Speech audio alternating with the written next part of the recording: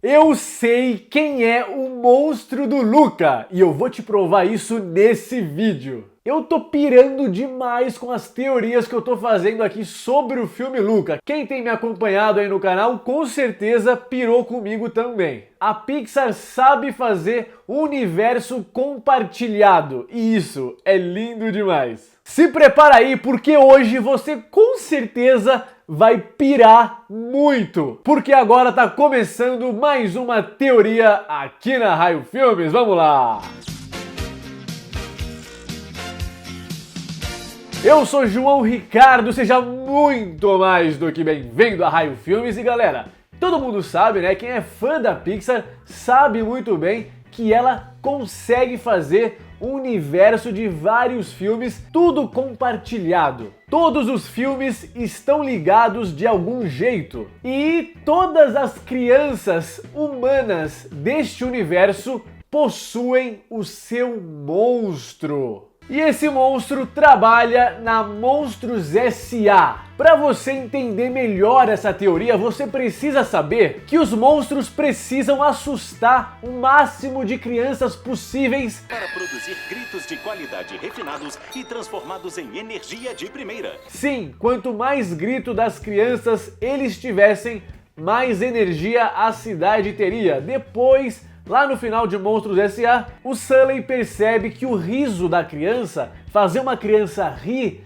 é 10 vezes mais forte do que o grito. E o riso ser 10 vezes mais potente do que o grito não tem nada a ver. Mas isso é só depois. O que importa na nossa teoria é que o grito traz energia. No final do filme Luca, a gente vê que ele foi morar de vez na superfície junto com a Julia e a mãe dela. E com certeza ele tinha um quarto onde ele dormia. Mas a gente não consegue ver o quarto do Luca e muito menos as portas que tem dentro do quarto. Porque, como vocês sabem, os monstros atravessam portas para assustar as crianças, que são nada mais do que a própria porta do armário do quarto da criança. Então, se a gente não consegue ver a porta do armário do Luca, então não daria pra gente ir lá no Monstros S.A. e procurar porta por porta até falar, essa aqui é a do Luca. Não dá porque a gente não vê a porta dele. Mas João, se a gente não sabe qual é a porta do Luca, como que a gente vai descobrir quem é o monstro dele? Bom, vamos analisar os medos que o Luca tem. Como assim? Pra que a gente precisa saber quais são os medos do Luca? Porque, como é falado em Universidade de Monstros, o susto que você dá depende do medo da criança. Você precisa de um susto específico para a criança específica, para o medo da criança especificamente, entendeu? Os monstros, eles são super inteligentes. Quando eles vão assustar as crianças, eles já sabem qual é o medo dela, eles vão lá no ponto. Por isso que em Universidade de Monstros também, a gente vê numa cena o Mike estudando sem parar para tentar decorar todos os tipos de sustos que existem. Zumbi grunhido. Um gorila dominante.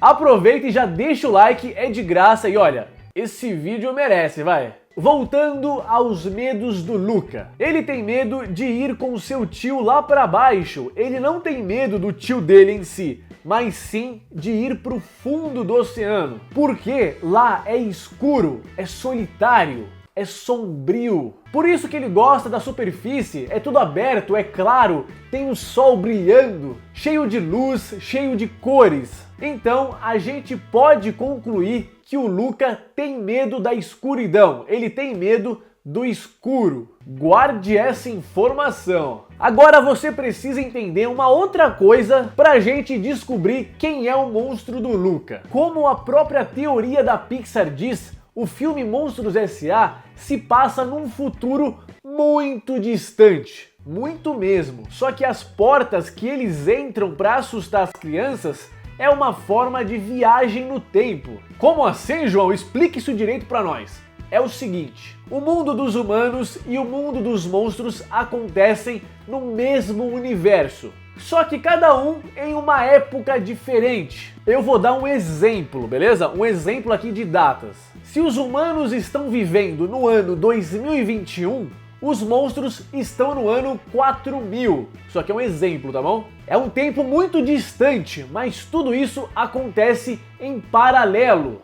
Se os monstros estão no ano 4000 e os humanos em 2021, os monstros vão assustar apenas crianças que estão vivendo em 2021. Eles não conseguem voltar mais no tempo, eles não conseguem ir para 2019, 2020, bem para trás, eles não conseguem. Apenas naquele ano em paralelo, que no caso que eu tô falando aqui, 2021. Quando os monstros chegarem no ano 4001, e como o mundo dos humanos acontece paralelamente, os humanos estarão no ano 2022 e os monstros não vão poder mais assustar quem estava em 2021 para trás, apenas o ano de 2022. Então, se passa um ano no mundo dos monstros, se passa um ano no mundo dos humanos. Todos são o mesmo universo, o universo da Pixar.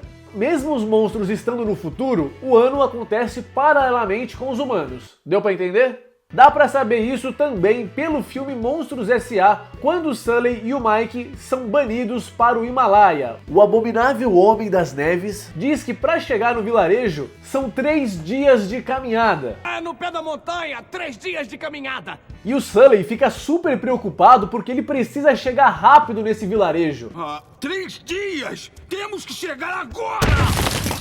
E é por isso que o Sully tá com pressa, tá desesperado, porque 3 dias lá no mundo dos humanos, o Himalaia já seria o mundo dos humanos. 3 dias lá também são 3 dias no mundo dos monstros. Bom, mas como eu disse, a teoria da Pixar diz que os Monstros S.A. se passa num futuro muito distante. Mas quando a gente vê a ficha das crianças nessa cena, a gente consegue ver que eles estão indo assustar as crianças do ano de 1999. Olha só que doideira, vai prestando atenção porque essa teoria, você vai pirar. Eu pirei demais quando estava escrevendo, vocês vão ficar fritando a cabeça, vai estar muito louco essa teoria, gente.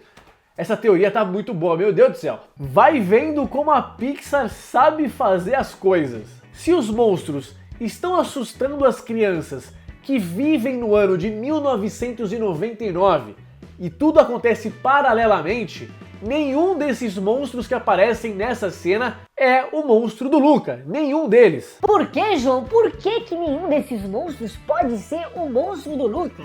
O filme Luca se passa nos anos 1950 e se eles estão assustando as crianças de 1999, são 49 anos de diferença. O monstro do Luca é alguém que estava ativo, que estava assustando na década de 50, ou seja, quem estava assustando há 49 anos atrás. Repetindo aquela parte que eu disse, os monstros não poderiam assustar do ano 98, 97 para trás, apenas 1999, porque era o mundo paralelo que eles estavam vivendo. Então, quais monstros que são mais velhos que com certeza assustavam as crianças na década de 50? Bom, a primeira que vem na minha mente é a diretora que aparece em Universidade Monstros, a diretora Hardscrabble. E lembra que o maior medo do Luca era a escuridão? Lembra disso? E o que acontece quando a gente vê a diretora lá na sala de aula? Olha só, ela chega na sala e fecha todas as cortinas, deixando tudo escuro. É, escuro, escuridão. Até os monstros ficam com medo dela. Mas tem um detalhe muito importante, ela não é um monstro do Luca. Como assim, João? Como assim, João? A diretora ia assustar o Luca todas as noites. Se a diretora fosse o monstro do Luca e fosse assustar ele todas as noites, ia chegar um dia que o Luca ia se revelar pra ela. Ia falar, olha, eu sou um monstro marinho. Ia lá jogar água nele e ia virar um monstro marinho. E com certeza o Luca ia fazer isso, ia se revelar pra ela, pra botar medo na diretora, pra ela parar de assustar ele. E com certeza a diretora ia tomar um baita susto e ia ficar com medo, porque ela estaria vendo uma criança se transformando em um monstro na sua frente. E com certeza ela ia ficar muito surpreendida ao ver uma cena dessa, né? E tem uma cena em Universidade Monstros que ela fala que nunca se surpreendeu antes. Vocês dois fizeram uma coisa juntos que ninguém havia feito até hoje. Vocês me surpreenderam. Então, o monstro do Luca não é a diretora, porque com certeza ela ia se surpreender e muito ao ver uma criança virar um monstro marinho na sua frente. Mas tem um outro monstro que com certeza assustava na década de 50 e que esse sim é o monstro do Luca. Galera, o monstro do Luca é o Sr. Waternoose. Não há nada mais tóxico ou mortal do que uma criança humana. Eu tô pirando com essa teoria, minha mente tá assim, ó, desse tamanho. E eu vou provar pra vocês que o monstro do Luca é sim o Sr. Waternoose, mas pra isso já deixa aquele like, pô, esse vídeo merece, vai. O Sr. Waternoose herdou a empresa do seu pai, que tinha herdado do seu avô, ou seja, o Waternoose é a terceira geração da família no comando da Monstros S.A. Ele é um monstro mais velho. Esta empresa é da minha família há 3 gerações. Então, ele conseguiria sim assustar as crianças da década de 50. Mas aí você deve estar pensando... Ah, João, o Sr. Waternoose, ele nunca assustou na vida. Ele é apenas o dono da empresa. Mas é aí que você se engana, o Sr. Waternoose era sim um assustador. Tem uma cena que o Sully e o Waternoose estão conversando e claramente dá pra entender que o Sully aprendeu a ser um assustador com o próprio Waternoose. Eu só faço meu trabalho, Sr. Waternoose. É claro que eu aprendi com o mestre. Ou seja, o Sr. Waternoose era sim um assustador, além de ser o dono da empresa também. Além disso, o Sully fala que aprendeu com o melhor e ainda fez o rugido Waternoose, ou seja, o Waternoose tinha um estilo próprio de assustar as crianças e ainda ensinou esse estilo pro Sully. Vou começar com o famoso salto e rosnado Waternoose.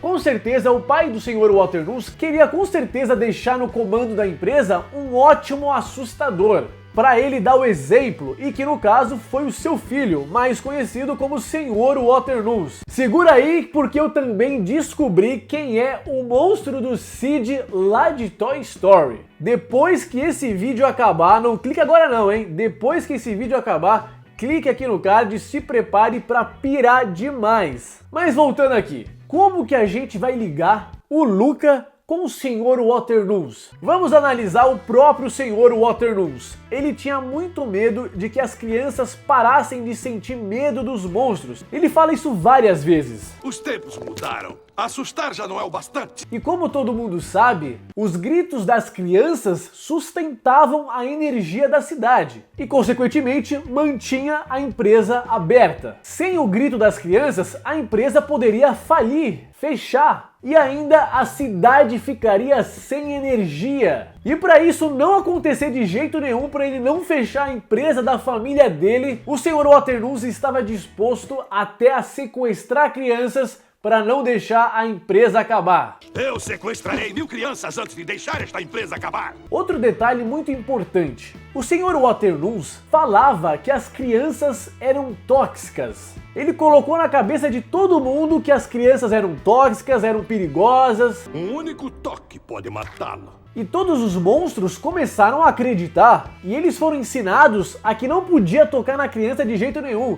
Se você encostasse na criança ou até mesmo no objeto de uma criança, você podia morrer, se infectar, porque tudo que vinha das crianças humanas era tóxico. Mas ninguém tinha tocado na prática numa criança para saber se ela realmente é tóxica. O Jorge, coitado lá, tem uma meia nas costas dele e todo mundo pula em cima do cara, explode a meia e ainda deixa o cara sem pelo. E não aconteceu nada com ele depois.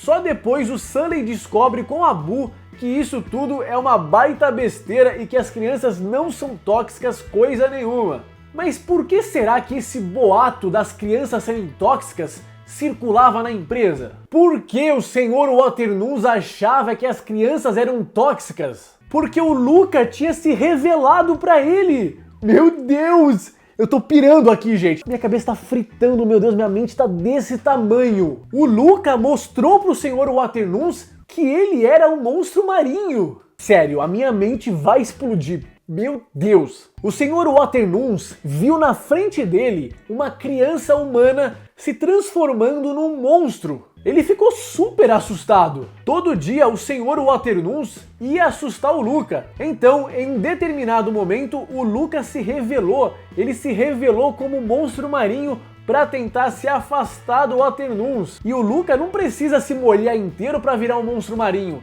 Basta colocar um pouco de água na mão, na cabeça, na perna, que aquela parte que tá molhada vira um monstro marinho. Pensa a cara do Waternoose olhando pro Luca e vendo metade monstro e metade criança humana. Ele com certeza se borrou inteiro de medo. O Sr. Waternoose ficou traumatizado, ele nunca tinha visto um negócio daquele na frente dele. E é por isso que ele sempre achou que as crianças eram tóxicas. Meu Deus! Ele achava que todas as crianças eram iguais ao Luca, que poderiam se transformar em um monstro na hora que quisessem, basta colocar uma gota de água no corpo. A partir daí, ele avisou para todos os monstros que as crianças humanas eram tóxicas.